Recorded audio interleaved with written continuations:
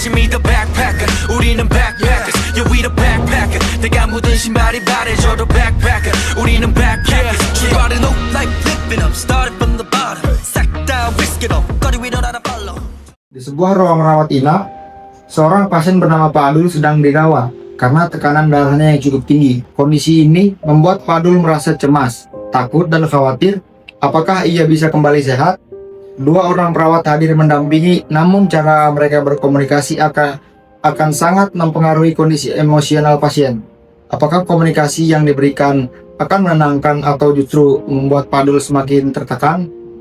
Mari kita saksikan bersama bagaimana perbedaan komunikasi terapeutik yang positif dan negatif dalam menghadapi pasien dengan hipertensi.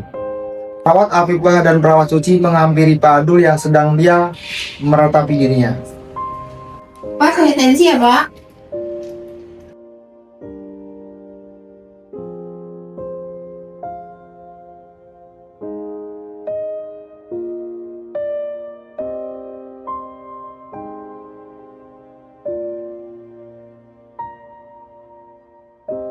Aduh, tekanan darah Bapak makin tinggi nih. Coba Bapak jangan banyak pikiran deh. Nanti keadaan Bapak makin parah. Saya takut, Sus.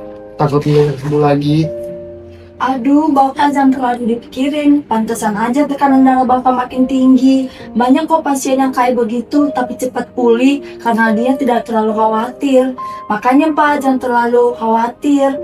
Nanti Bapak makin sakit loh. Alih-alih mendengarkan, kedua perawat tersebut meremehkan kekhawatiran pasien. Sus, takut tidak bisa bekerja untuk keluarga saya. Ya udah, yang penting Bapak sekarang minum obat. Jangan mikir yang aneh-aneh. Itu Pak, makanya Bapak kalau kami beri arahan itu biar gak makin parah sakitnya.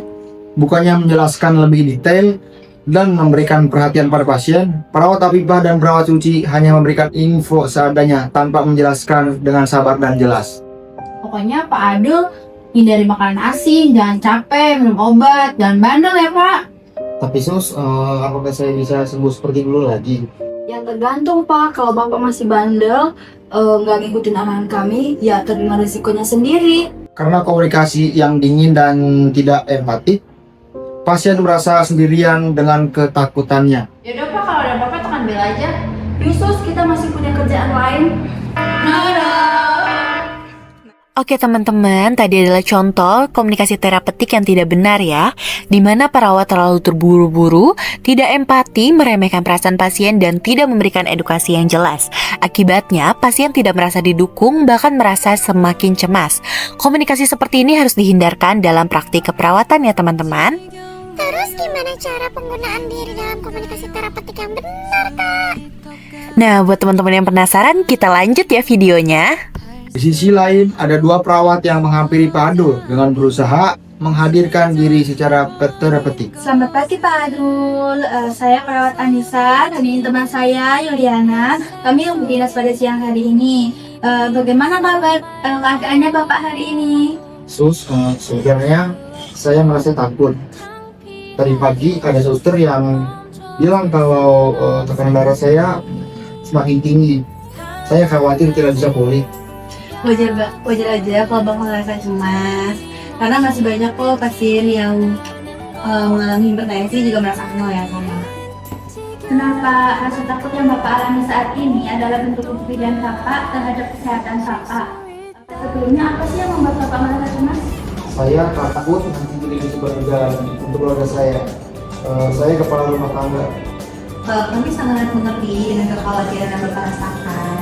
Tapi dengan pengobatan dan juga gaya hidup sehat, banyak pasien hipertensi yang bisa beraktivitas normal. Pokoknya Bapak jangan merasa kalau Bapak sendiri ya Pak. Kenapa Adul? Coba sekarang kita lakukan hal-hal yang bisa kita lakukan sekarang.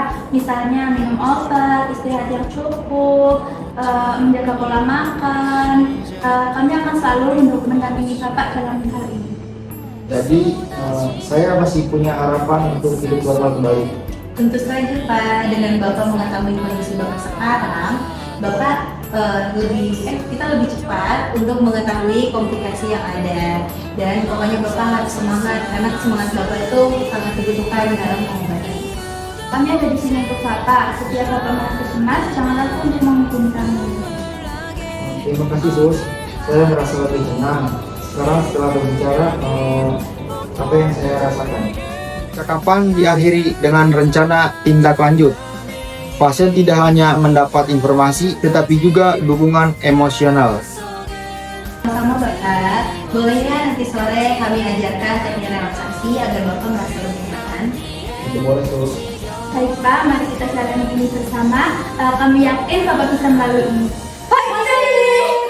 Nah, itu dia teman-teman. Kita bisa lihat kan gimana perawat menghadirkan diri secara efektif dengan empati, kehadiran penuh, bahasa tubuh positif, dan edukasi yang menenangkan. Komunikasi terapeutik bukan hanya soal bicara, tetapi soal menghadirkan diri untuk memberi rasa aman dan harapan bagi pasien. Oke guys, see you next time. Bye!